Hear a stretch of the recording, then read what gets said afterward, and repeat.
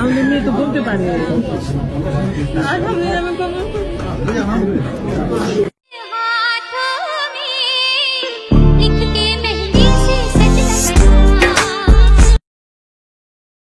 আফ্রিদি তার বোন নিশাত তাসনিম প্রমির বিয়েতে 20 কেজি ওজনের হার দিয়ে সকলকে চমকে দিয়েছিলেন। এবার নিজের স্ত্রীকে 200 ভরির গহনা দিয়ে আবারও চমকে দিলেন বাংলাদেশের জনপ্রিয় কন্টেন্ট ক্রিয়েটর তৌহিদ উদ্দিন আফ্রিদি। ভিউয়ার্স, পুরো ভিডিওটি শুরু থেকে শেষ পর্যন্ত দেখে অবশ্যই আপনার মতামতটি জানিয়ে দিন।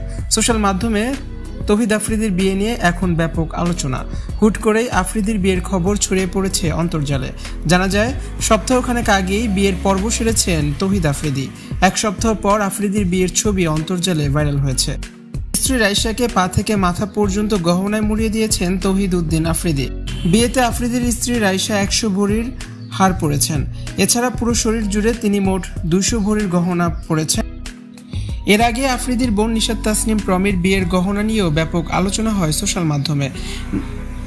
তবে এবার নিজের স্ত্রীকেও কোনো অংশে গহনা কম দেননি তৌহিদ উদ্দিন আফ্রিদি। সরকার পতনের পরে আত্মগোপনে চলে যান তৌহিদ আফ্রিদি। তবে হুট করে বিয়ের খবর দিয়ে তিনি ব্যাপক চমকের সৃষ্টি করেছেন। আফ্রিদির স্ত্রী রাইসা আফ্রিদির মতো এত জনপ্রিয় না হলেও টিকটকে তিনি পরিচিত মুখ।